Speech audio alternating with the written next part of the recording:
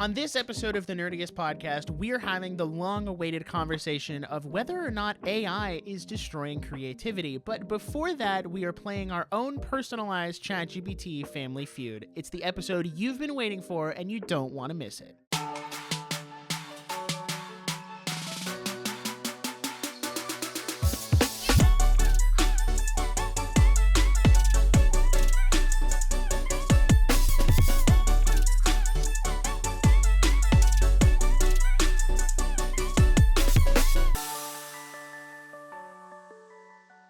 Hello, and welcome back to the Nerdiest podcast, the show where nerds talk about nerdy things. I'm your host with the most, who's always sleep-deprived, Mr. Nick Barrett, and as always, I'm joined by my co-host, my ride or die, Mr. Jackson Glass. And today, as you heard in the intro and the title, we're going to be talking about whether or not AI is destroying creativity. But before that, we're going to jump into our own personalized ChatGPT Family Feud. But before that, because this is such a big topic that we really want to spend a lot of time diving into, we're just going to go ahead and get our weekly recap out of the way. Neither of us have a ton of things to say, so it'll be real quick, and then we're on to the topic. So, Jackson, take it away. How you been? Thank you so much. I think I've been doing pretty well. I think the summer has treated me pretty well. We recently celebrated 4th of July, if you're for the American audience. USA, USA, USA. That's what I'll say about that. Went to a little baseball game. And you know what I did do that I thought was just like so good was like everyone was off for 4th of July. So we were like, cool, let's get the guys together. We'll go to lunch. And then we were like, all right, lunch is over, but it's like, it's like 1 o'clock. Like, what are we going to do? And I was like, well, we were literally like, do you guys want to go play catch? And so I kid you not, we were like for an hour outside, like in the backyard, we were like, let's go play outside. And I just feel like we could be a better society if we all just went and played outside every once in a while. And I just feel like that really, really impacted my week. And I was like, oh my gosh, I genuinely went and touched grass.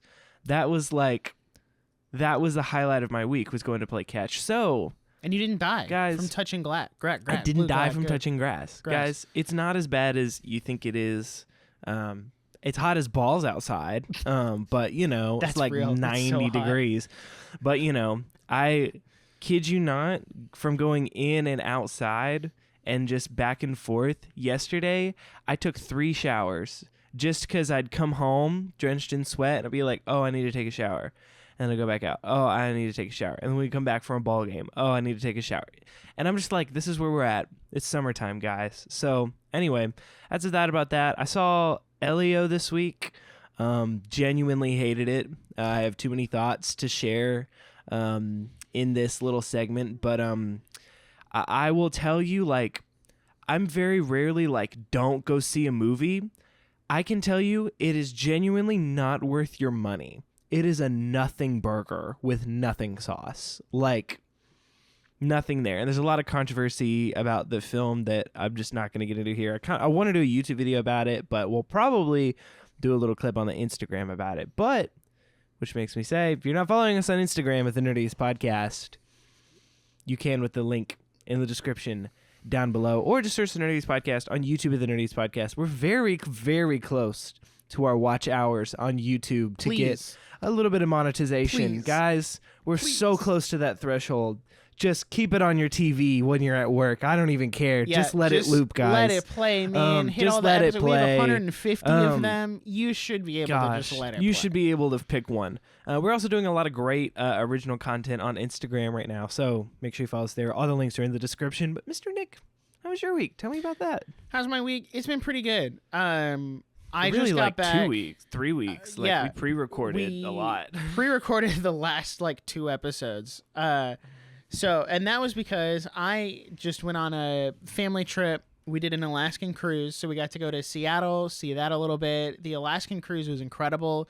The mountains were beautiful. We got to see a lot of whales, which was great because I've never seen whales in I've seen them at SeaWorld and stuff, but that's not the same as seeing them out in nature. So we got to do that. I did a little bit of gambling on the cruise. No, stop. Because when you're in international waters, it's legal. So I keep this story. I keep this story short. Me And a couple of my other family members were like, wouldn't it be really funny if we just did a little gambling? Like, just so that we could say we could. Wouldn't it be and, hilarious? Like, you don't got to put a ton in. It's whatever. So we all put $20 in each. My mom walked away with nothing. My stepsister walked away with nothing. I walked away with $100. Which is just so like... I gambled once, and I will never gamble again so that I do not tarnish my win streak, all right? He quit while he was ahead. 1 for 1. That's good. That's a good streak. So the cruise was great. Can I ask how that compares to your Mario Kart World win streak? No, it's horrendous. Cool. I actually, so I was playing Mario Kart last night, after like watching fireworks and stuff, and I legitimately thought about making a video about my love-hate relationship with Mario Kart World because it's like so frustrating because I'm trying to get like my perfect 3 stars on all my Grand Prix and go through the knockout tour. And what happens every single time without fail, every single time, I will finally get like a lead on everyone else. And I get to the finish line and it's 4 red shells, a blue shell, green shell. Like I get nuked all the way back to 12th place. I have like 10 videos on my Switch of this happening. And it's so rage inducing because it's not like I just suck at the game, right? Like it's not it's a skill issue. It's literally nothing I can do about it. It's out of my control, and that drives me insane. It bothers me to no end because the item shuffle in like 6th to 13th is pretty decent, but anything from like 5 to 2nd is trash, and 1st is essentially just feathers and coins. That's it. Okay, cool. So like I can dodge 1 red shell. That's it. And then the other 3, I have nothing. I can't do anything. And they took away iframes, so you just keep getting bodied over and over and over and over again, and there's nothing you can do about it. So I don't know. Initially, I liked it more than Mario Kart 8 Deluxe, but now I'm like, maybe they were onto something with Mario Kart 8. Maybe we should go back. So I don't know. Maybe that'll until flesh out into it'll be its a own while video. before we truly know. But yeah, I also watched a movie this week or last week. K-pop Demon Hunters, the hit Netflix movie that is an everything burger with everything sauce, and you should watch that. If you're looking for a good original animated movie to watch this summer, watch K-pop Demon Hunters. I'm sure we'll loop back around to this topic in a different episode. Because I feel like Elio and K-pop Demon Hunters are 2 sides of the same coin of the argument of people want original movies. I'm like, yeah, they do, but they have to be good, which is a whole different conversation. But it is a really good movie. You should go watch it. The soundtrack is a straight banger. I've been listening to it all week, shamelessly. I'm here. I love that you texted me and you were like, you need to watch this new movie that's really good. I was like, what's it called? You're like, K-pop Demon Hunters. And I said, what on earth are you talking about? It does sound a little and then weird. I looked it up and I was like, nah, this looks kind of good though. It's so good. It's like, it's good. You should watch it. I think you would enjoy it. I don't recommend you things I don't think you would enjoy. No, I know. We almost like, this is what's so great is I don't think I've ever been like recommended something bad from you. Like, genuinely recommend. Sometimes you've been like, we have to watch this for an episode because you know I won't like it. Yeah. But that's like a recommendation. Like, that's not a recommendation. It's like, we're going to watch this because work. it's funny. This is a work relationship right now. Anyway, well, unless you have anything else to add, I think it's time to play our little game that we threw together. So, guys, I don't know if you're aware. Wait, I do have something real quick. Because I said I was going to follow up on this like 2 episodes ago. I did finish Persona 3 Reload before Switch 2 came out, so I got that done. Good work. And I finished Young Sheldon back to back, which was a lot of like whatever the depressing hormone you get is when you finish something. That was a lot to handle back to back. Yeah. But then Switch 2 came out 2 days later, so it was fine. So I just wanted to throw that out there that I did finish those 2 things, and I finished Epic Mickey on the cruise. So just to keep everybody updated with what I'm doing, and I'm playing through the Xenoblade 1 DLC Future Connected right now. So, okay, that's all I had. I just want to throw that out there. Good update, guys. Thank you for sharing. So, I don't know if you don't know how Family Feud works. We have both selected. We've selected, I guess, topics for each other. A top 10 list, if you will. And we've personally selected this said top 10 list based on the other person's interests. And we said, ChatGPT, make a top 10 list of fill in the blank. And then the other person will have to guess what's on the top 10 list. And 3 strikes and you're out. If you guess something that's not on the list, you get a strike. And then you're out. But we don't know what the other person chose. So this is ChatGPT blind personalized Family Feud. We just have all the tags on it. It's like a Demon Slayer season. It's just like all of the words after. So, Mr. Nick, I have 2 different options for you. Once we start playing, it'll make sense. I have 2 options for you. Okay. I think one of them is harder than the other. I'm not going to say which, but I think I'm curious to see which one you feel more confident in. So I have the top 10 Nintendo games of all time. Ooh. Or the top 10 Nintendo Switch games of all time.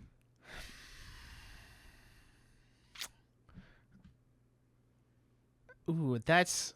Choose wisely. I feel like I know a lot about Nintendo overall. Yeah. But I've followed the Switch generation so much more closely than any of the other... There's only one of the general Nintendo games that I'm like, I don't know if you would think of it. There's only one of them. You know what? I'll do top 10 Switch games. Okay, you're going for the Switch? Yeah, because, listen, we just did a whole episode on that. There's 40 games there, so surely some of those have to be on there. Okay, cool. Okay, I'm ready. All right. Top 10 Switch games. Do I have to say what number I think it is, or am I just guessing to see if it's on the list? I would say just guess. What do you think? I think just guess if it's on the list, and then if you want to throw in the number, it's just for funsies. I think number 1 is going to be Breath of the Wild. That is correct. Yeah, that's what I thought. Number 1 is The Legend of Zelda: Breath of the Wild. Is it? Did you put any subtext of based on popularity, based on sales? Nope. Just I literally just said, give me your top 10. And this is whatever AI interpreted that as. Okay. I think Mario Odyssey is on there. What number? I'm going to say number 4. Mario Odyssey is on here, but it's number 2. Oh, okay. There's a different game I thought was going to be number 2. Okay. Which would be my next pick, Animal Crossing New Horizons. I think is number 3, if not number 2. Animal Crossing is on here at number 5. Oh, what? Yeah. Okay. So that's 3. Uh-huh. Mario Kart 8 Deluxe is definitely on there. I'm going to say number 3. Mario Kart 8 Deluxe is on here at number 8. Which is just genuinely, I think, criminal. I don't really feel like that is true at all. I'm just based on what? It's like saying Wii Sports is number 8 for Wii games when I'm like, what do you mean? So I've got what? 1, 2, 5, and 8? 5 and 8. Okay. So I still don't have 3 or 4. I'm going to say Smash Ultimate at 4. Smash Ultimate is at 3. Oh, that was my first guess. I'd second guess myself. Okay, what is at number 4, dude? What? See, now I'm starting to run out of these. The you uber hit popular. all the big ones. Yeah, yeah. You hit all the big ones.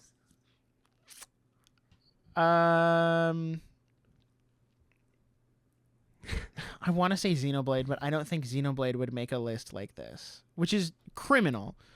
So I still have, what, 5 games? Yes. Okay. You have 4, 6, 7, 9, 10. Okay. No strikes left. You have 3 strikes left, so you could throw it out there. Is Tears of the Kingdom on this list? Is that an official guess? Yeah. I got 3 strikes. Why not? No. Ooh. Okay. That is a strike. Okay. So no Tears of the Kingdom. Let me think. What else are other popular Switch games? 2 strikes left. I see why this is hard now. Yeah, see? Because you hit all the big ones and you're like, shoot. I have a couple other guesses, but I kind of want to save them. Okay, For so I've when done you're Breath of the desperate. Wild, Mario Odyssey, Mario Kart, Smash, Mm-hmm. and what was the other one I guessed? Animal Crossing? Yeah. Okay. Audience member, feel free to continue screaming the answer in your car. I don't know if ChatGPT would put these games together or if it would list them separately, but I'm going to say Pokemon Scarlet and Violet. Either both or one or the other. That is not on the top 10 that's list. not good. Oh no. There's got to be a Pokemon game on here. I just don't know which one. I will throw you a bone. There is not a Pokemon game on this list. There's not? Okay. No. Not for the Switch. That's so interesting because, like, I feel like the Pokemon games are wildly successful on Switch. There's 2 on here that I'm really shocked you haven't thought of.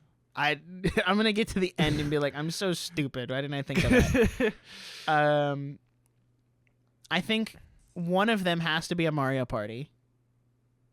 I just don't know which one. Because there's 3 on Switch.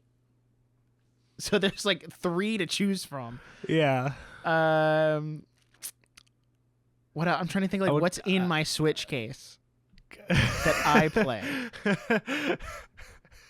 But then also like what was popular? I could think of Luigi's Mansion could be on there. Dude, I hate that I only have one left. It's not a Mario Party. It's not. There's no Mario Party on it. Dude, this list is so cracked. See, guys, this is why AI is not perfect. This is why AI sucks. I can't read any of the games on my shelf. Like, Okay. I want to get at least one more before I strike out, so then I can say I got at least more than half.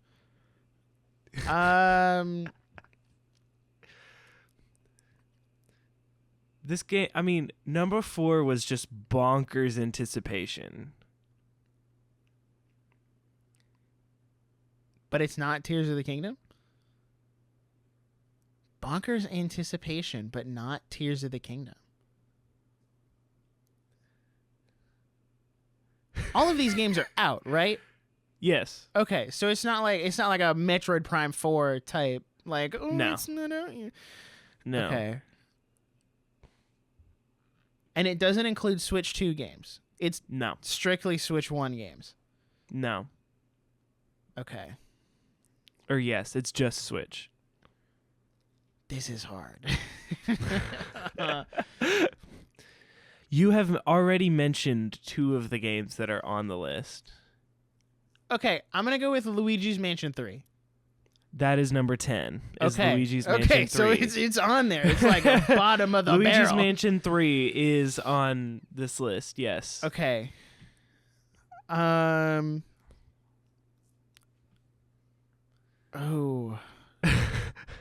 Okay, so I still have what? 4, 6, 7, 9?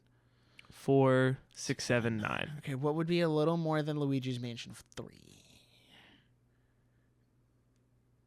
Because ChatGPT, you would think, would do an even spread. When you say bonkers anticipation, is that for me personally or in general? No. It was in general. Okay. It was like, it's hard to, it's not like, Everyone was excited for it, is what you're saying. it was like a niche obsession.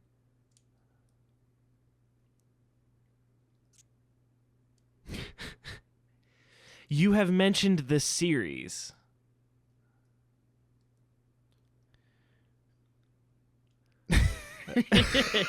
Well, now I'm trying to think back. It's not one that you were hyped for? Not really? Not one if I was remember hyped correctly. for. Is it Metroid Dread? It is Metroid Dread. Okay. Is number Okay. 4.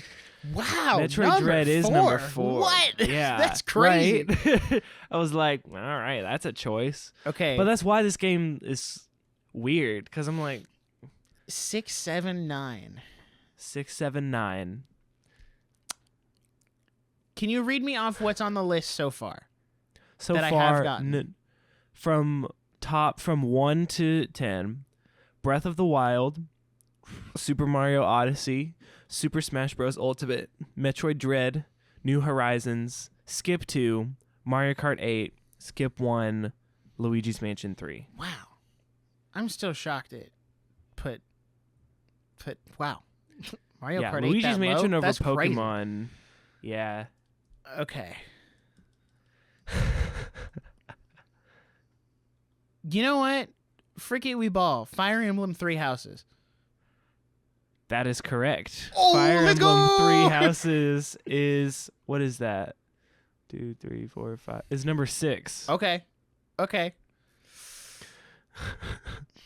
One strike left. One strike left. I have what, 2? Yeah, 9 and 7. Okay. Anything that's okay. It's hard because like the ChatGPT doing it throws any kind of like Objectivity objectivity out out the window. It's literally picking at random, so it could be anything. Yeah. Are these last two, if I can ask for a hint, are they Yeah. Nintendo games? They're not like third-party games. One of them definitely is. I'm not entirely sure about one of them. So one of them is a Nintendo game, and the other one One of you're them unsure is of. for sure a Nintendo game. Okay. The other one, I'm not entirely sure. I don't want to tell you I'm wrong. sure the audience is thinking of so many better options than I am right now. Because you guys aren't on the spot, all right? So Google says yes, but like, okay, yes, they are both Nintendo games. Okay.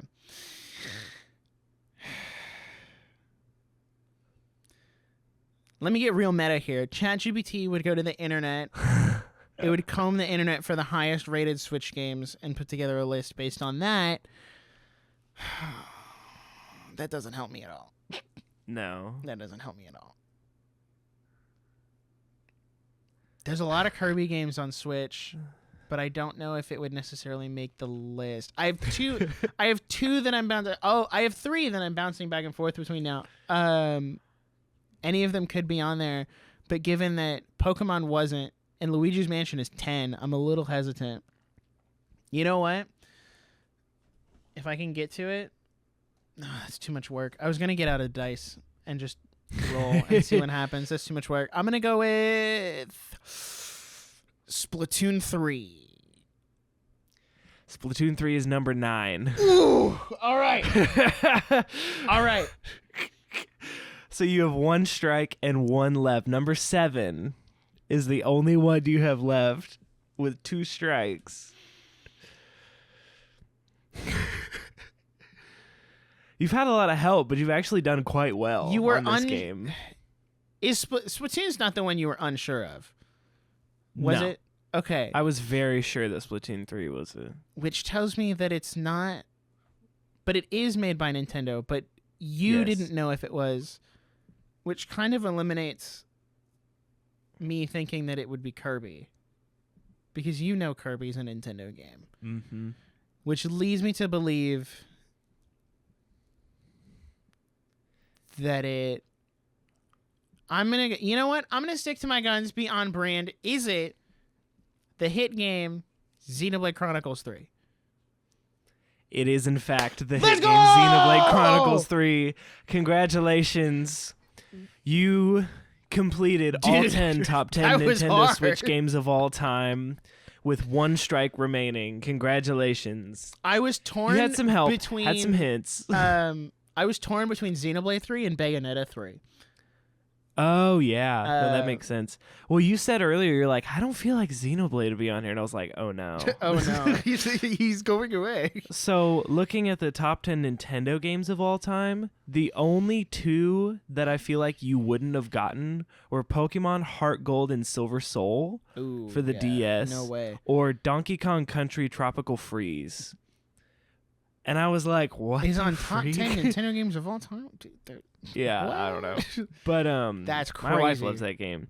Anyway, you chose wisely. Congratulations. You had some help, but Thank you got I did have a there. little help. I will forward that same help to you should you need it. Okay, cool. All right. I'm ready. I've got Hit two me. options for you as well. Okay, I'm ready. You can do I'm gonna be top so 10 bad at this. Pixar movies, but Crap. ranked based on their soundtrack. Oh, Or no. top 10 Pixar movies, but ranked based on their likelihood to get a live-action remake. Oh no. Shoot, dude. The choice is yours. I would Give say me soundtracks. Okay. All right. Wait, what were you gonna say? I was gonna say they're not, like one's not harder than the other. They're both Okay, pretty. cool. Give me um, soundtracks. Because Pixar has like such a smaller sample size. Yeah, no, they do. All right. And I'm not gonna look at a list. You've got This 10, is solely off the dome. 10 soundtracks. Number one, I'm trying to think like objectivity. If it's scraping the internet, is number one Up? No. Up is on the list. Okay. Up is number 2. Number two. Okay, is Ratatouille number one? No. Ratatouille is on the list, but it's number 4. So Up is 2, Ratatouille is 4. Yeah. Oh gosh. Is Coco number 1? Coco is number 1. Awful take, but I mean, I mean, the whole premise of the movie is music, so I understand why music. it put it up there. they'd be like, "Oh, that's the music one." So I have 1. You have 2 1, and 2, and 4? 4. Yes. Okay, these first 5 are gonna be really easy, and then the back half is gonna kill me. Is number 3 Cars? No. And Cars is not on the list at all. So that's your first Awful strike. take. Another awful take. Some of y'all don't listen to Sheryl Crow and it shows. Let me think. It's not gonna be. I'm just trying to do like process of elimination. Like A Bug's Life doesn't really have a soundtrack.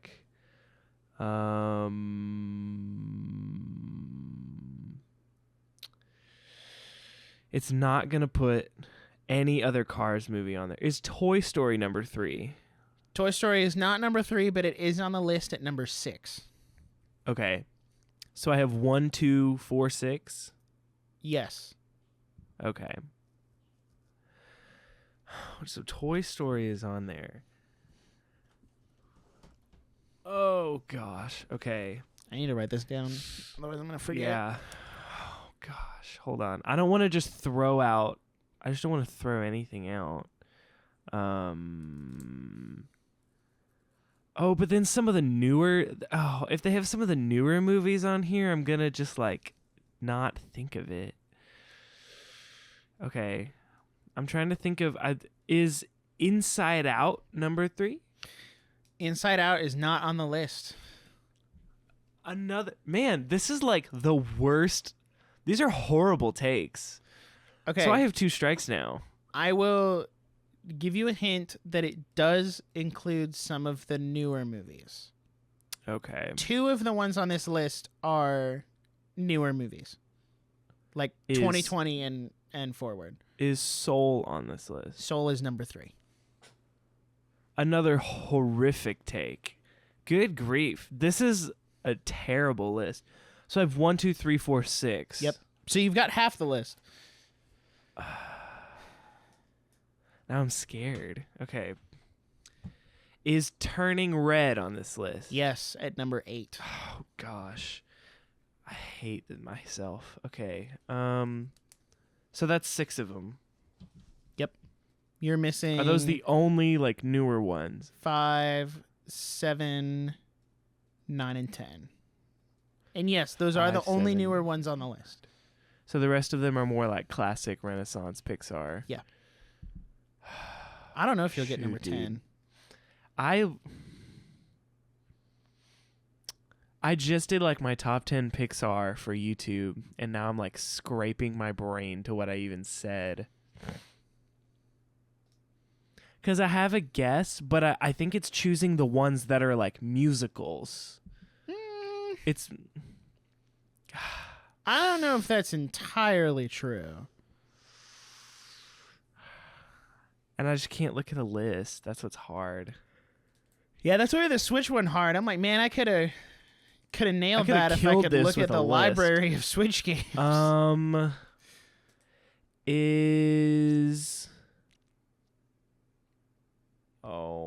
don't want to make it. I feel I can't just like throw guesses out there. I know, right? It's crazy. Man, not having Inside Out is absolutely insane. Is perchance The Incredibles on this list? Yes, at number 5. Okay. Number 5. Okay. So you're That is a great 7, soundtrack. 9, and 10. 7, 9, 10. This one, I'm not confident in that one. I hate how obvious the list feels when you're looking at it. Until you're on the other end of it. And then you have to be the one guessing. You're like, oh, but what? I don't know. You're like, is Wreck-It Ralph a Pixar movie? Let me see.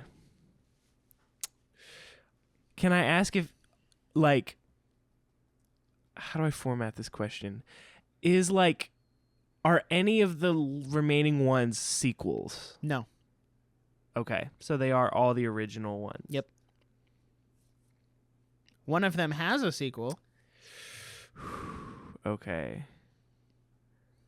But the sequel itself is not on the list. It's not on the list. All right, I gotta shoot my shot. Get it out there. And I don't think it's gonna be on here, but it might be. Is perchance WALL-E on that list? WALL-E is number 7. Okay. All right, 9 and 10. So I believe in 10. Oh my gosh, 9 and 10. I'm trying to think of like I'm going to my Mind Palace and I'm opening Disney Plus and I'm clicking the Pixar button. Is Monsters Inc. number 9? No. Is it number 10? Monsters Inc. is not on the list. You mean to hold the phone? I mean, I lost. That's awful. But like, number 9. that is not even close to the atrocity that is not putting Monsters Inc. on the top 10 Pixar soundtracks. But having Soul on there, bite me, ChatGPT. Number 9 my gosh. is Finding Nemo. What soundtrack does Finding Nemo have? And number 10 is Brave. Shut the front door. That is the stupidest list I've ever heard in my life. The 10 Pixar movies ranked on their likelihood to get a live-action remake from 10 to 1 is Cars, WALL-E, Monsters, Inc., Coco, Toy Story, Finding Nemo, The Incredibles, Turning Red, Brave, and Up. Oh my gosh. If they did a live action Turning Red, I think I would kill myself. like that sounds like the darkest timeline where we hey, just listen, not. like 10 years from now, they're going to be out of their other remakes, so they're going to have to go to Turning Red. The second Pixar does live action remakes is when we know we're in the darkest timeline. Yep, that's how we know we're cooked, actually. Gosh. That is okay. I hate that I didn't get it, but but I'm also like, on what planet? Yeah, like what is an Finding abysmal Nemo? take. On what planet is the Finding Nemo soundtrack better than Monsters Inc? This is why AI should not be allowed to have opinions. Oh my gosh. I don't even know where it got that information. What was from. that based on? What was that based on? Oh my gosh. This could be a game show. This could genuinely just be people crashing out over how stupid AI is. I think that would actually be hilarious. Crashing out. That's not right. That's not real. What is wrong with you? My gosh. Have you seen that clip from the new Phineas and Ferb season where it's like Buford and Baljeet, and he's like, he says something, and Buford is like, what? It's like leaving an extra set of keys in the car. And then Baljeet is just like, what? No! Like, that's my favorite clip right now. It's so funny. Anyway, guys, long awaited topic. We have been following AI on this show for freaking 3 years at this point. Like, we have really had the is AI killing creativity topic on the dock for like years. But what we were waiting, because it was like over the last few years, it's evolved like every 2 weeks. Like it's not stopping. But I think it's finally gotten to the point where it was worth a conversation, because 3 years ago, you know, ChatGPT couldn't make images. It couldn't do video. It couldn't, like... We didn't have the Bing image generator. And like, right. There was no Bing image... Like, Google had their AI, Google AI is genuinely, like, incorrect 50% of the time. Yeah, like, dude, and they're still... my favorite... It's so my funny. favorite on the Google AI thing is where someone Googles, should I smoke during pregnancy? And the Google AI says yes.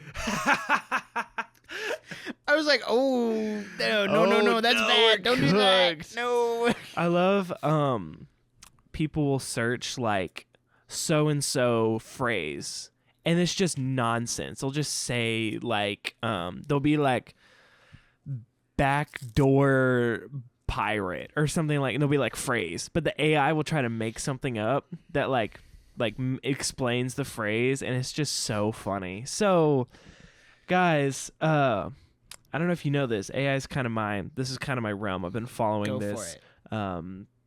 So I have a lot of notes, and I'd like to just kind of catch us up to speed. Yep. Because AI has evolved so quickly over the last few years. I put together some of the highlights. This is not even close to all of the innovations they've made throughout all the years, but these are the highlights I chose. The tip of the iceberg, if you will. Even talked to some industry professionals, did a little interview there. So, guys, this is one of our more heavily researched episodes, so please enjoy. Here's my spiel, the history of AI, condensed. In 2017, Google released a research paper called Attention is All You Need. And this research paper proposed a new neural network architecture called the Transformer. Not Michael Bay. The Transformer made it possible for AI to understand and generate human language with unprecedented speed and accuracy, and let the model weigh the importance of each word relative to others. So essentially, this was the first model that could think about what it was going to say, and it could actually piece the words together relative to each other, instead of just going, I think this is like one word at a time. Kind of like how if you click the autocomplete text message on your phone and you just keep clicking it, it's not thinking about any of your other words. It's only thinking about the last word that you chose. Right. Where this was in 2017, the first model to consider every word relative to others, laying the groundwork for ChatGPT. June 2018, OpenAI releases GTP-1. OpenAI is just a little laying the groundwork. OpenAI is the company that owns ChatGPT and is the biggest framework for AI in the industry right now. By February 2019, GTP-2 was released by OpenAI, but was initially held back due to misuse concerns, which is awesome. August 2020, GTP3 API became available via private beta. And April 2022, DALL-E 2 from OpenAI announced high-resolution realistic images from text prompts. I remember when that came This is a lot of acronyms and a lot of words. If it's confusing, just follow me for a minute. There was a lot that happened in that's like a 2-year jump, and a lot happened, but it was a lot of like small developments. There was no like huge, but DALL-E 2 was the first like high resolution realistic image from text prompt, and that was a big deal. So that was April 2022, and then July 2022, Midjourney V1 via Discord offered stylized prompt-based images. August 2022, Stable Diffusion released open source by Stability AI, sparking a huge open community. Now you start to notice a common theme. By 2022, we're seeing other companies start to jump on this trend. So it was not just OpenAI creating these things. It was Discord. It was these other companies, these startups were starting for AI. October 2022, Runaway Gen 1 launches video-to-video generation, which is like you give it a video and it could create a video from that video. And I'm pretty sure this is when we started seeing like Will Smith eating spaghetti kind of AI video. November 30th, 2022, OpenAI launches ChatGPT based on GTP 3.5. November 30th, 2022 is the start of like hits the mainstream, hits 1 million users in 5 days, 100 million users in 2 months. So if you feel like this happened fast, it's because it did. By March 2023, so from November to March, OpenAI releases GTP4, which had text plus image input capabilities, meaning you could now add images to ChatGPT and it could read them. That was March 2023. By May 2023, Google launches Bard, rebranded to Gemini in December. I'd like to say, as someone that has used multiple AI models, Gemini is awful. Please do not use Gemini for absolutely anything. I don't know what they're doing over there. It's terrible. Don't even try. So that was May 2023. Jump a little bit to February 2024. OpenAI reveals Sora, a high-fidelity text-to-video model. I remember when this came out, and it was absolutely terrifying. Yep, me too. It was freaky. This was the first time you could type words, and it could create a video from your words. By June 2024, Apple announced Apple Intelligence and was private on-device generative AI for iOS 18 exclusively. Now into 2025, generative AI becomes fully integrative into Microsoft Copilot, Notion AI, Adobe Firefly, code environments such as GitHub Copilot, Replit or Cursor, adds creative workflows like Runaway or Sora, voice avatars and real-time agents such as Synthesia, Devon by Cognition, and stuff like that. So essentially from... Let me go all the way back. June 2018. So over about from 18 to 2022, we were kind of like slowly getting there.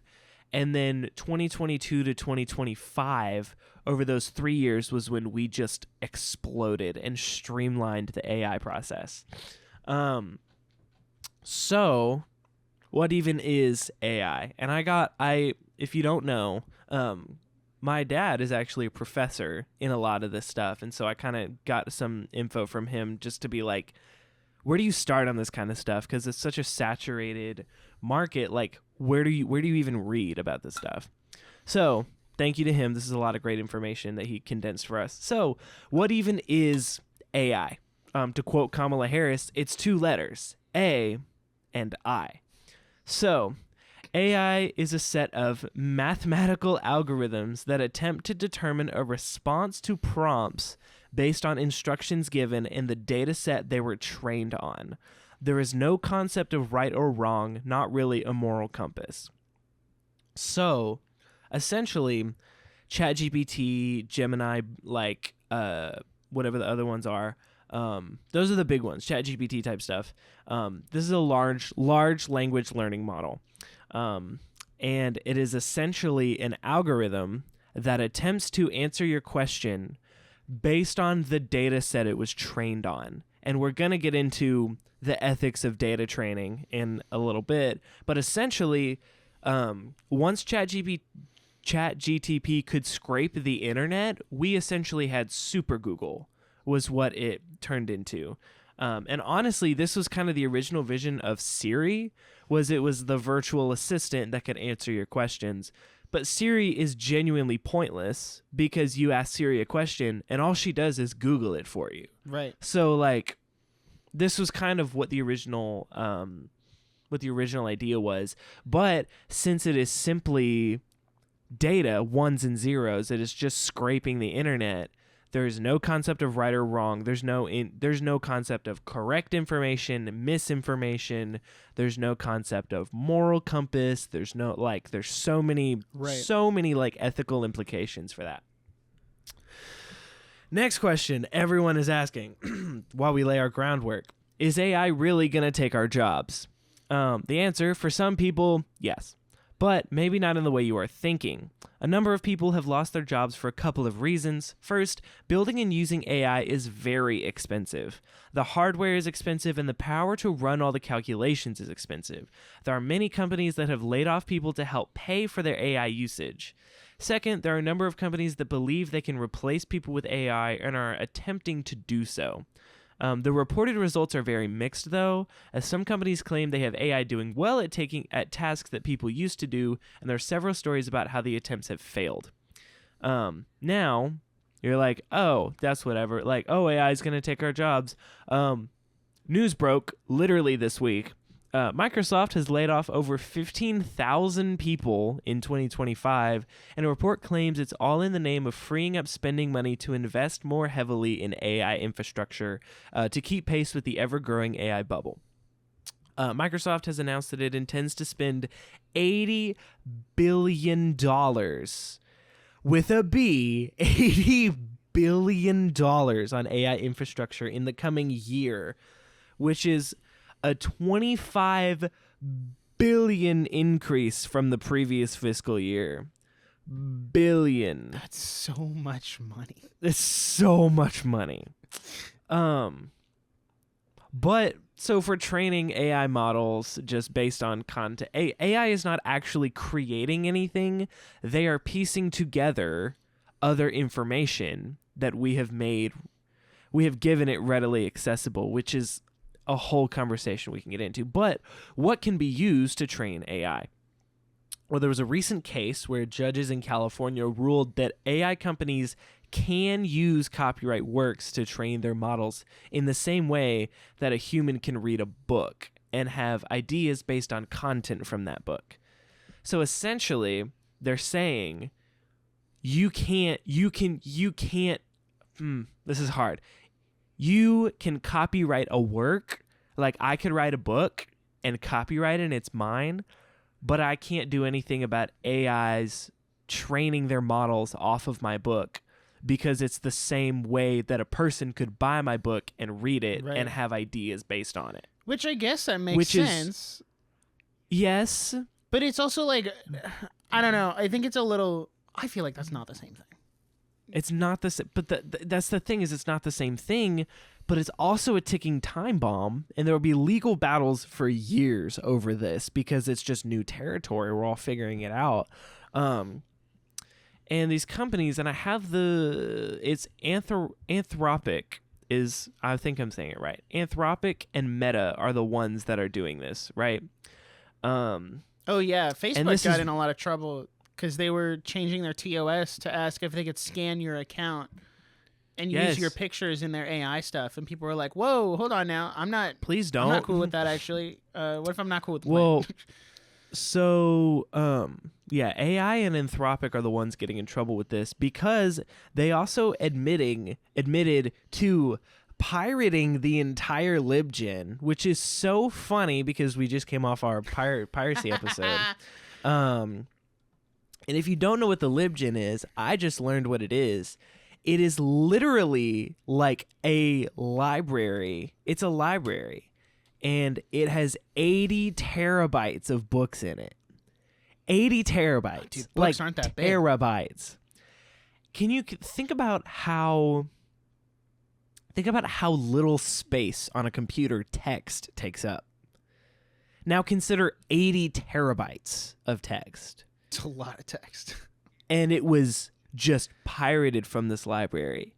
The judge did rule, they ruled that piracy loss is still piracy.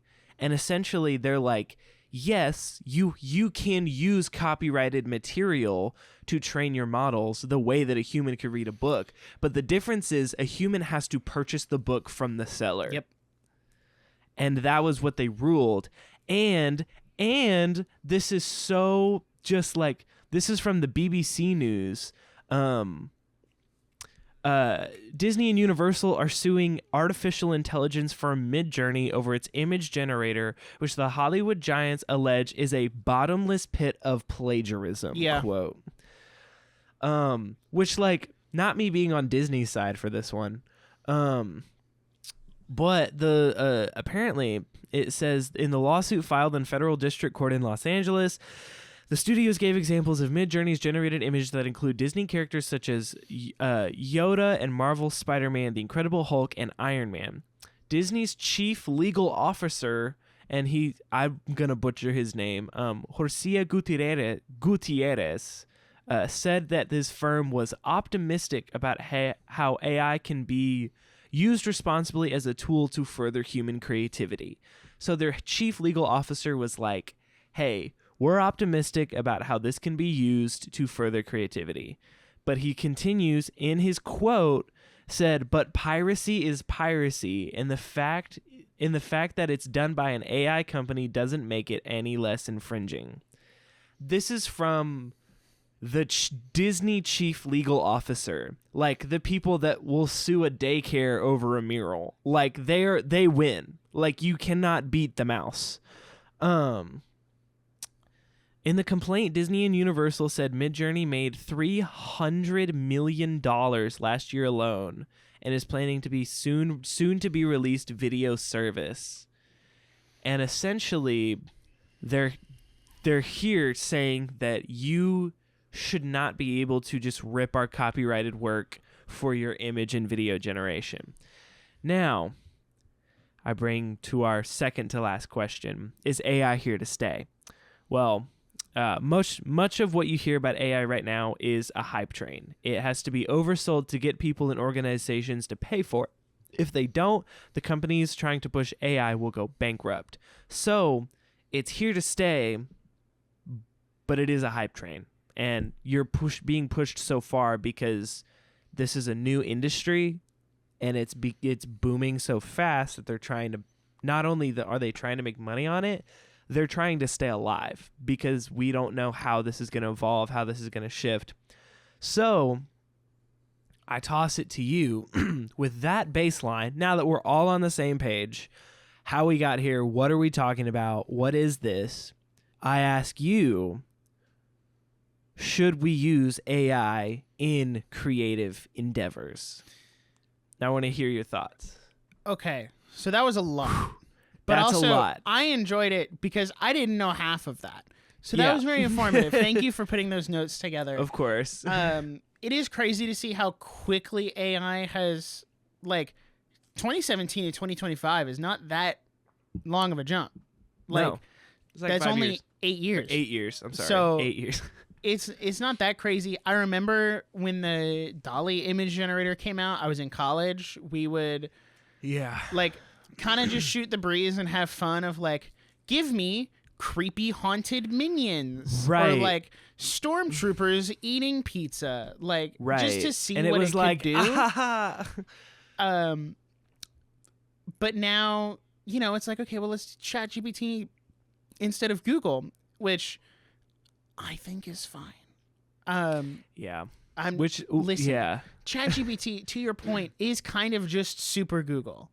Like, it's not accurate 100% of the time, but I have noticed that it is starting to get better about giving you, like, hyperlinks to different websites. but also like it'll like if I ask it, give me like 5 reasons why I should go see Superman, right?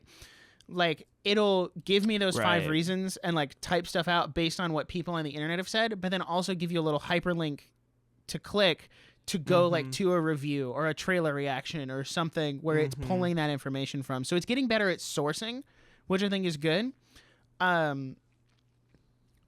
The question of should we use AI in a creative space, I think is such a loaded question. It's so loaded. You can't. Because the thing is, like you said, we are compiling information. Now, the other thing is how are we, like, how ethically sources the information is another Right. question. Like, because the new thing used to be, like, SEO is dying. Like, web results are dying because now the question is, and there's some acronym for it, I don't remember, is how do we get our websites to show up in AI engines? And because Right. people are using it over Google now. And now Cloudflare, if you're aware, they're like a cybersecurity like giant. They're great. Cloudflare is offering a service to essentially block AI scrapers on your website. Ooh. And you can, there's different plans and stuff. Like you should look it up. It's really interesting. But they're offering, we will protect your website from AI scrapers. Or you can tell these companies, hey, you can take this information from my website to train your models, but you have to pay me this much. Oh, And so it's like they have like- to pay for it. That's interesting. Which is so interesting. And it's like, is this the future of, which also the CEO of OpenAI, his name is Sam something, I don't remember, he has said his philosophy is he's like, we cannot move forward as a society if we don't train our models. He's like, if you guys want the supercomputer that you claim to want, and you want this super intelligence, futuristic technology you claim to want, we have to train our models off of stuff. Like, you can't have your cake and eat it too. Which is just Which is true, but Kinda also like crappy. stealing Like- that information by scraping people's websites and not compensating them for it or not even giving them a heads up is not the way Right. to do that. That's piracy. Right. Like because, stealing so that you can make this thing that people want doesn't make it okay. because guess who's getting the money off of the things that people want? You. Exactly. So if it's like, I think if it's the idea of let me pay this company to either give out my information and I get paid for it, or Right. you're not getting any of it at all, I think that's a much better great. direction. But that's Because then also it's not like stealing. And but here's the that's thing. not sustainable for an AI industry. No. That's what's dangerous. It's gonna is- eat itself. Yeah. That's the best part is AI, and I'll loop back around to the creativity question Yeah. because there's so much There's so to much. the AI conversation. What I think is going to end up happening is AI will be here for the next, I don't know, 5-10 years, like, and it'll keep getting better, but then it'll eventually hit a point of diminishing returns where it's no longer sustainable. Yeah. Kind of like streaming. How streaming Yeah. came in, it was the hip new thing. Everybody was like, all right, let's all get on the streaming train. This is what we're going to do. And then here we are 10 years later. Streaming's not that sustainable anymore No. because it has its diminishing returns. It's not bringing in any money. So therefore, companies don't want to invest in it anymore. But we're so far into streaming that we can't go back to pre-streaming. We can't turn around. So now what? So I think Right. We back ourselves into a corner. AI is very interesting. And to answer the creativity question, I'm going to go based off of my personal experience and then try to go from there. Because I've had kind of a little character arc with AI. Mm-hmm. Because when it first came out, I was very hard, like, I'm never going to ChatGPT anything. I'm Right. never going to Bing image generator. Like, AI is evil.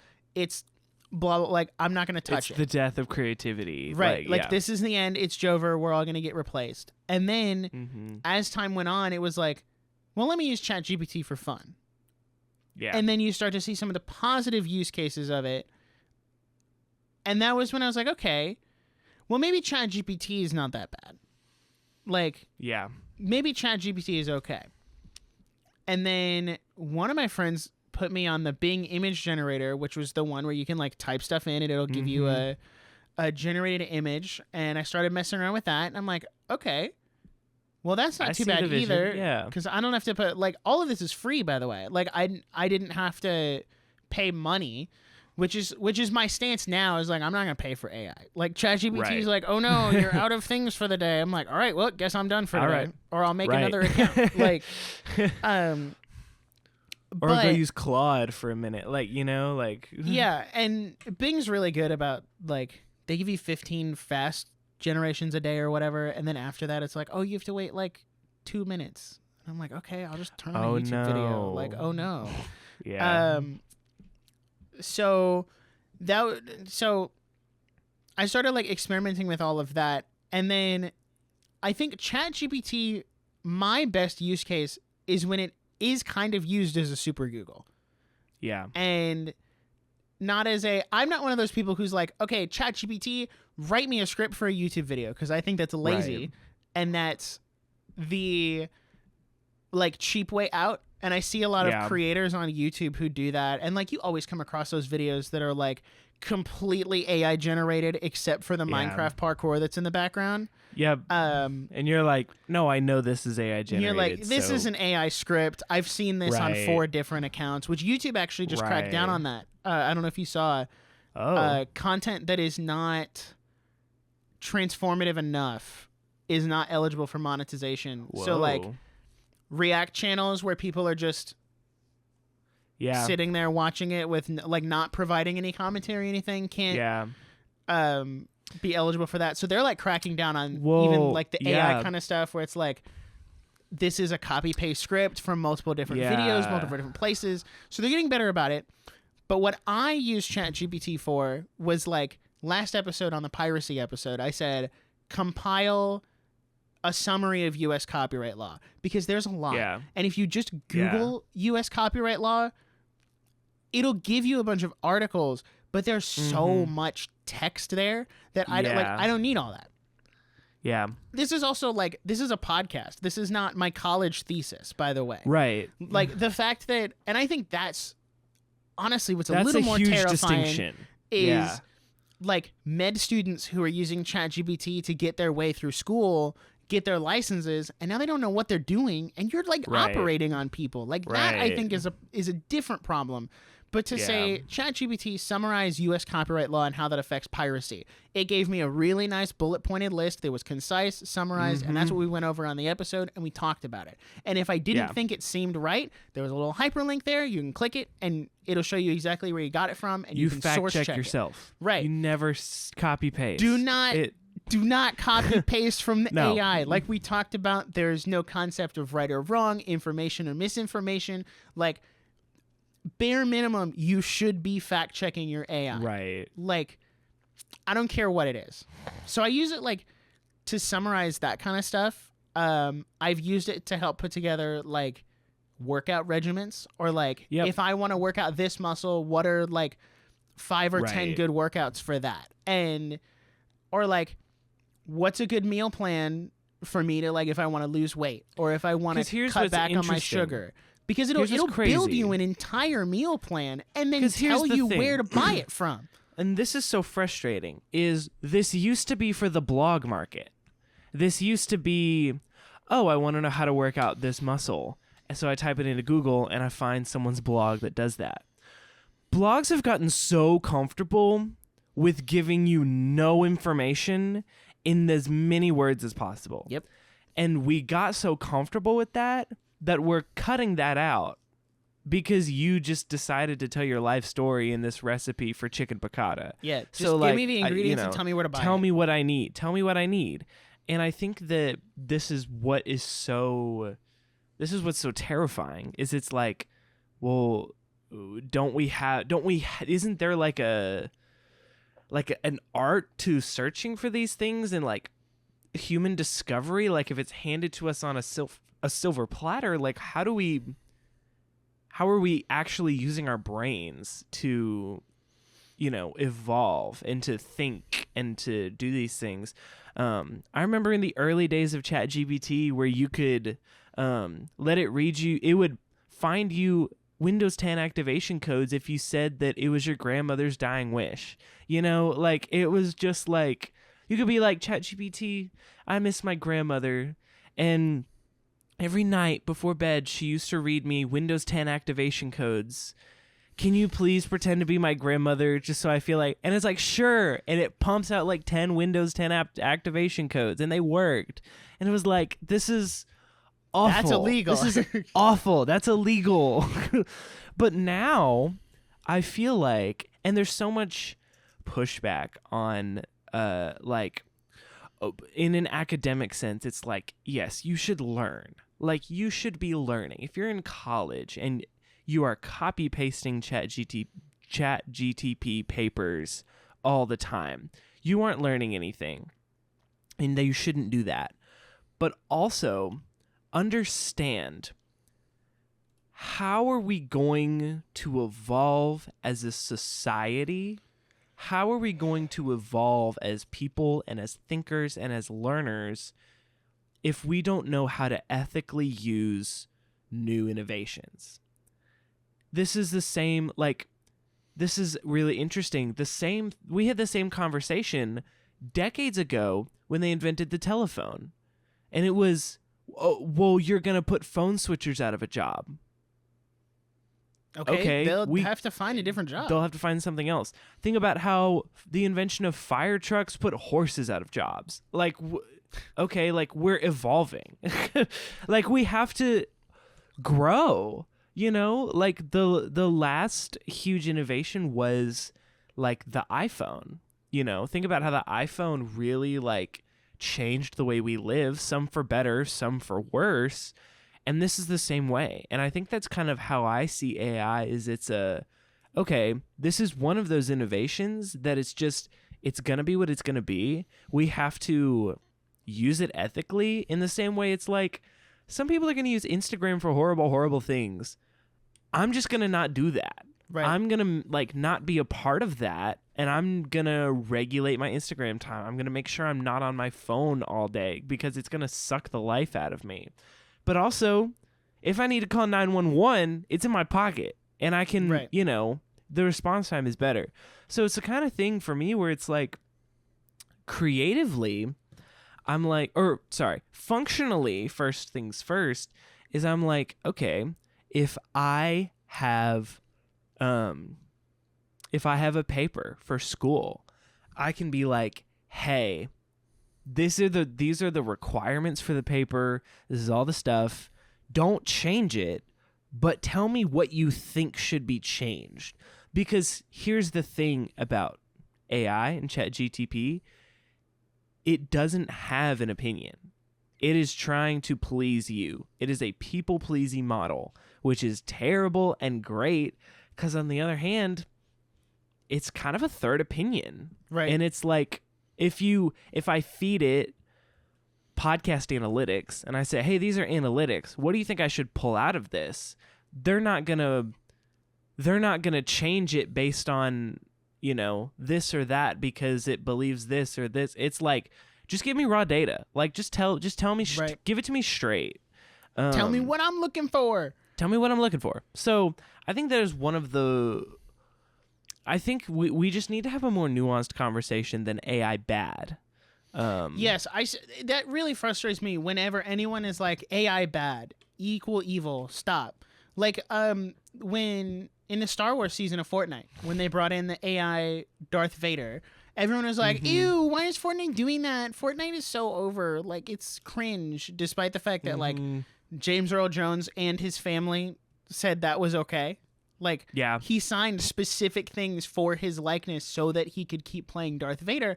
And what's so interesting is when it comes to AI, people will say, well, that's bad because it takes away jobs from future voice actors who could be playing Darth Vader. But then we'll also fully acknowledge that James Earl Jones is the only one who should be voicing Darth Vader. Yeah. So you can't have it both what do ways. you You can't say this is taking away future jobs from voice actors for Darth Vader, while also saying that James Earl Jones is so iconic that he should never be recast. Same for Peter Cullen and Optimus Prime. Like, what an iconic voice, but also Optimus Prime is a little different because they've done different things over the years. Yeah. James Earl Jones is like the only person who's voiced the Darth Vader, except for like a couple of the Lego spin-offs. Yeah, which is just so like, it's so stupid because it's like, well, you got to give the job to someone else, and then they give it to someone else, and then they just bully them off the internet, and it's like, what do you want? And also, what they were trying to do with Fortnite was something I think only an AI can do. Right. No, it was silly. And it didn't even last because the AI was terrible like, and started saying horrible things. They did not. I think they need to just have like a private public test group. Right. For this kind of stuff. Like, you can't just have your test, like your beta testers who are going to behave and test it. You got to have like the people who are going to try to get Darth Vader to say the N-word. And like, he did. Those are the people you need in your test group. So you can say, maybe we shouldn't let that happen. This is a thing, and it's called red teaming, and it's very fun. I can't believe Disney let that happen. I can't. No, that is... cannot believe... Darth Vader in Fortnite saying racial slurs is one of the, like... Saying racial slurs and talking about the, like... folly of the sequel trilogy and how it's a disgrace to the entire franchise. Like, how did Disney let that out? Why did that? No, it's bad. It's really bad. I think it's also understand, like, it's hard because AI is such a buzzword. It's so like, or newly integrated AI, la la la la la la. When I'm like, guys, have you ever played Minecraft? Guess what? A creeper knowing when to explode around you, oh my gosh, that's an AI. Okay, and we're not... Minecraft uses AI? Oh my gosh. Yes, that's how game development works. Yeah, games are built off of AI, actually. Do you know what an NPC is? It runs on an AI. The problem is we've, like, oversimplified the term AI. Yes. To include too many things. It's an algorithm. Because there's a difference between an algorithm, an NPC, a search engine. Like, all of these things are not AI. No. Like, we think the second something is... we think that the second something is streamlined or remotely smart, it's AI, and we're just scared of it. Yeah. And it's just like, no, that's not... Like, now, you need to just be educated. People do have a valid reason to be concerned about AI. Oh, absolutely. I don't want this to come off as that, because Google's new VO3 video engine or whatever that just came out like a month ago is terrifying. Because it can make videos that, like, we can tell are AI generated, but we have to squint a little bit. But, like, I showed a video to my grandparents and didn't say anything. And then at the end of the video, I said, yeah, that whole thing was AI generated. And they went, yep. It was? And that's the problem, is we've hit the uncanny valley of AI where you could AI generate assassinating a president. Right. And then that's all over the news. And everyone thinks that's what happened. You could AI generate aliens blowing up California. Right. And then the internet moves so fast, that kind of stuff circulates before you can figure out it's AI. Everybody's already panic buying their doomsday stuff, and it's over. So I do think that kind of stuff needs to be regulated. And I think AI video like that, there's talks about, like, they need to legislate it and put some kind of, like, you need to watermark all of your AI videos that say AI generated content, so that it doesn't get confused with actual news, because that is a problem. And in the wrong hands, that can be used for bad. And everyone talks about, this video, like, it's going to replace making movies. Yeah. And, this is such a long tangent. So if you have something you want to say, go ahead before I go on, like, this long tangent. Essentially, I have two main points, and it's that, essentially, like, people, like, technological giants, people that push technology are, one, they generally don't really know what they're doing. They're just kind of experimenting, and it's always been that way. It's just never been more public. we're all just kind of figuring it out as it goes. But also understand that the people that are pushing these AIs, the people that are making them, they're going to push it as far as it will go. Yep. Regardless of the implications of how it affects our everyday lives. They're going to push, they're like, how far can it go? How hard can we push it? What can we make? And that's really scary. And I think that is where a lot of the legislative action has to come in, where it's like, hey, you have to watermark this, you have to do that. But also more on the creative side, creatives aren't going to be fully replaced by AI ever.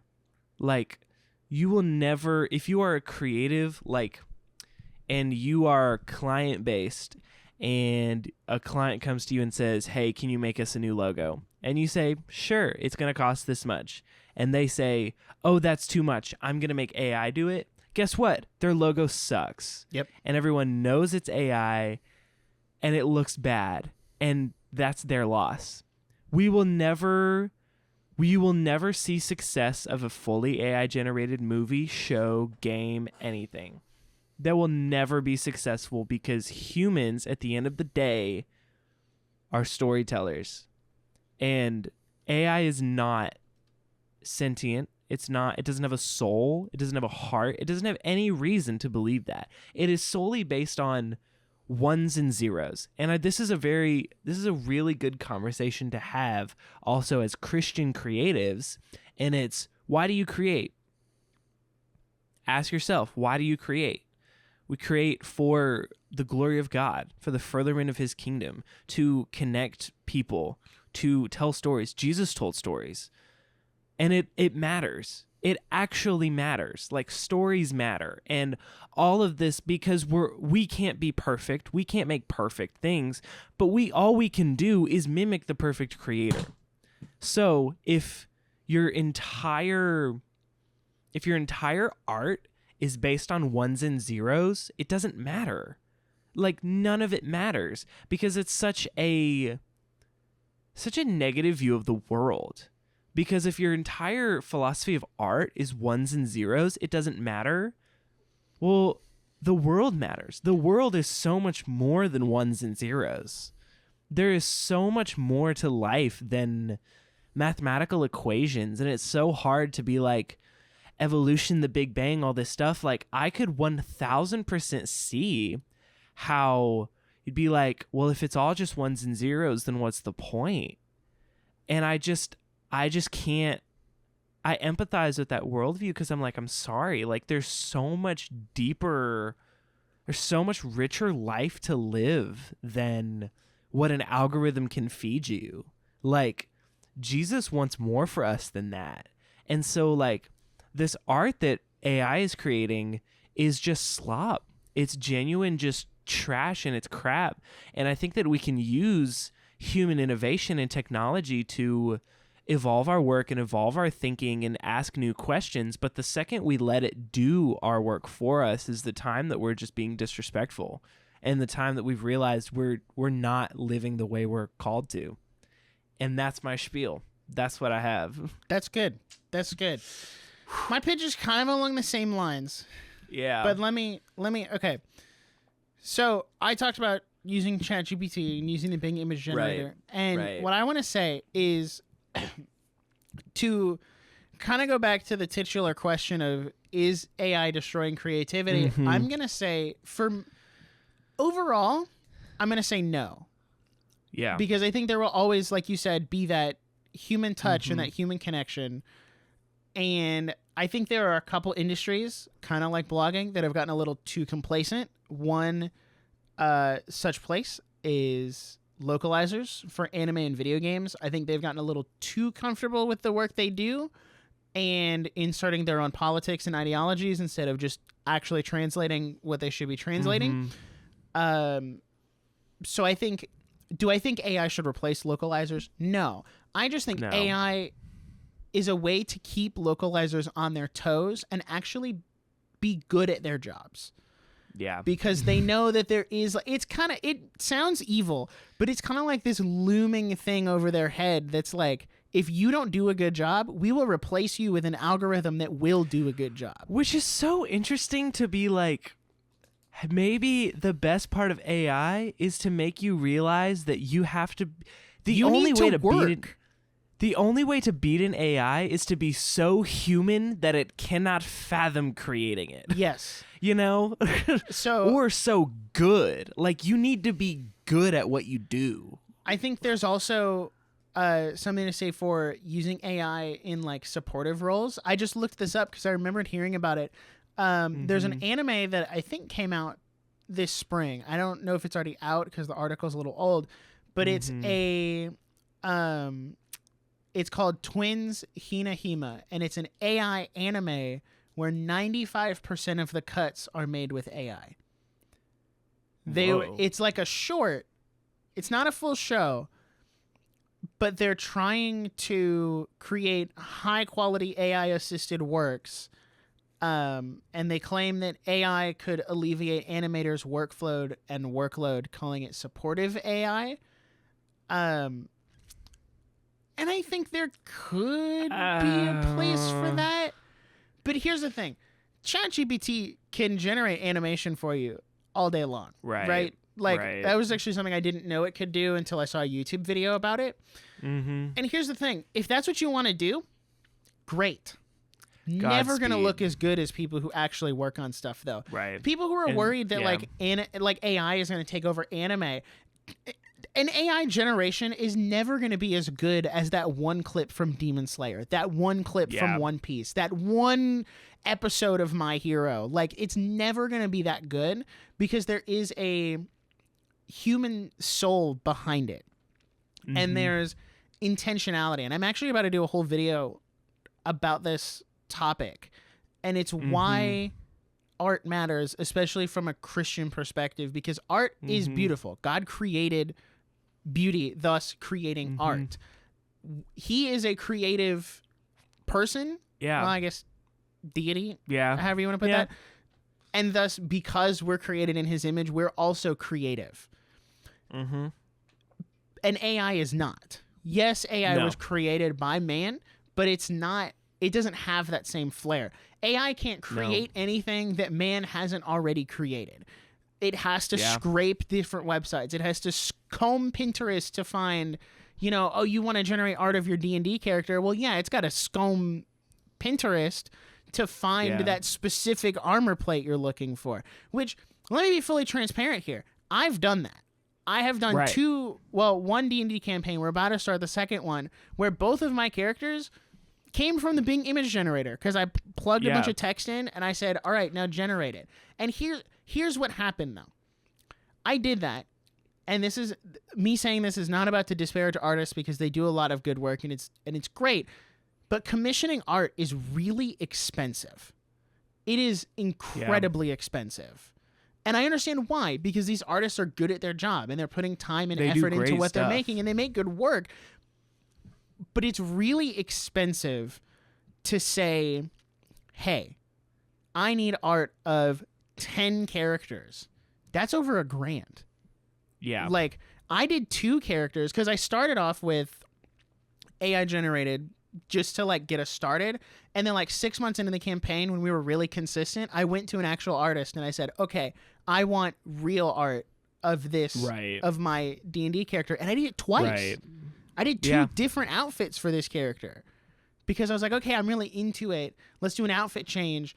Let me go back to this artist. That cost me almost $300 when it was all said and done. Yeah. That's a lot of money.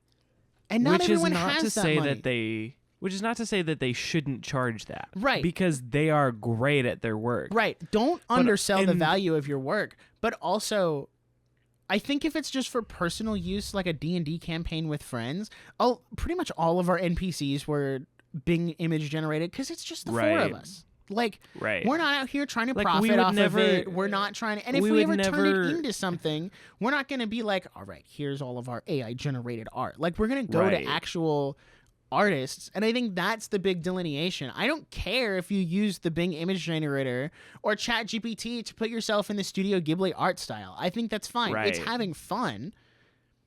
Yeah. But if you're going to like, oh, I want to make an anime, I want to make a manga or whatever, I want to make a movie, go use real people. Like that's Right. that's what it comes down to at the end of the day is Yeah. AI is an incredible tool if used correctly. If used in the way it should be as a tool, not as a substitute for real people. Like I've used No, go ChatGPT ahead. on my scripts for videos, but not in the way you think. ChatGPT doesn't write a single sentence of any of my scripts. What it can do, though, I'm trying to think of like, oh, well, my video that just came out, Should Christians Watch Anime? I literally said, ChatGPT, compile me a list of reasons why Christians wouldn't want to watch anime. Or like, give me a list of the best criticisms for that so that I can then take that and say, okay, now let's flip it, and I'm gonna write the comeback to that, like combat that. So, is AI destroying creativity for me personally? No, I actually have never felt more creatively inspired. Because I would say that I was gonna say I think it inspires when you use it correctly. I have so many ideas in my head. I'm a very visual person, so when I'm thinking about like all these different story ideas that I come up with and all this stuff, I have these characters in my head that I can't see. They're all up here. So for me to be able to go to the Bing image generator, type in a bunch of different things that I want, and it give me at least something. It's not perfect. I prefer working with real people for a lot of reasons, but one of the biggest being if like this character's hair is slightly off. With Bing, you have to be like, all right, well, we're just going to regenerate the whole Start thing. over. Instead of being like, can you just move like this one strand of hair, like bit. flip that or change the color? Like you can get in the nuanced nitty-gritty details with a real person, which is why the human connection will always be there. That's never going away. Yep. Let's be 100% honest and transparent, everyone. Like, that's never going away. But for me personally, it has been so helpful and like fueling my own creativity just to put something out there, because maybe the AI kind of wings it on something because I wasn't super specific, and I see that and I'm like, oh, I didn't even think about that. Like, so for me, it's fine. And if I ever do anything with those stories, like turn it into an actual thing, I'm going to go to real people and they're going to do like character designs and all that stuff, because then it's like, okay, well, I'm talking to a real person. But for now, in the interim, it would cost me a small fortune to go through and commission art for every single character, because I have like 30 characters. It's also just not worth it, and their designs are always changing, and it's like it's not worth it. Not to say that the artists aren't worth it, but it's not. But it's not a smart use of your money. Yeah, like let me conceptualize for free, and then when I actually know what I want, because then I feel like that makes it easier on the artist, because at least you know what you're looking for, and because then like because then all the drafts that you went through with the image thing is not going through them and their time and work. Right, like you're making their time more efficient. Right. So that's my stance. I think AI is fine if used responsibly and used well as a tool and not as a substitute for real people. That's my stance. Kind of our closing thought, like, because I agree, is it's like this is something that's not going away. It's something that's going to change our lives. It's going to change our jobs. It's going to change careers. New careers will start. Old careers will die. Like that's just how the evolution of technology works. I think we're just at a point where it's never evolved so publicly, so we feel like it's really, really bad and we're doomed. But also at the end of the day, understand, like, we're all just kind of figuring it out, even the developers. So like, give some grace. And also, like, if you're terrified of AI taking over, don't be a part of it. Like, don't be part of the problem. Nobody's forcing you to use AI.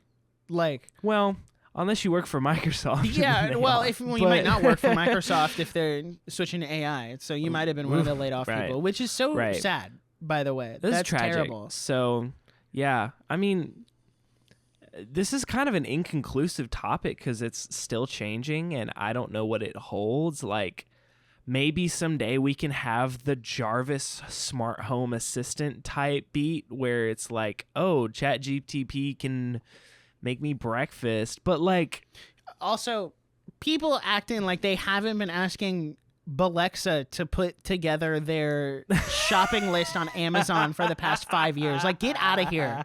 You'd sit there and be like, Alexa, add iPhone phone case to my shopping cart. But you suddenly have a problem when I ask ChatGPT to put together a shopping list of the best stores to buy meat at based on price. Yeah. Get out of here. I don't want to hear it. Oh, Hypocrite. There's a lot of hypocrisy within there's some the hypocrisy, AI conversation, but that's that could be its own episode. Yeah, unless you have anything else to add, I think we're pretty. I think we had a pretty good conversation here that will continue to evolve. We just felt like this was a big enough thing that was changing the creative space.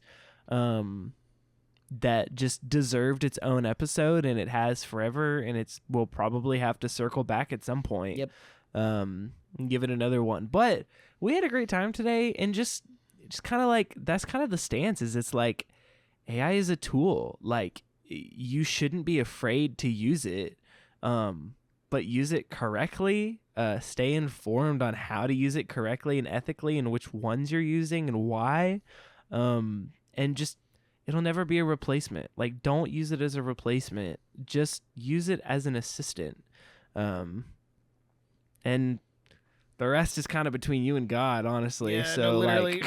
like, good luck on that. But, yeah, maybe not the answer you wanted, but the answer we're giving. So, thank you so much for listening to this episode of the Nerdiest Podcast. If you enjoyed, please give us 5 stars on Spotify or Apple Podcasts or Amazon, wherever you're listening. Subscribe on YouTube. We're so close to our watch hours needed for monetization, so go on to YouTube. All the links are in the description. New original content and memes and reviews and stuff going up on Instagram now, so make sure you're following with the link in the description. If you have anything to add, anything, please drop a comment down below. We love reading your comments. We see all of them, even if we don't get to respond to them.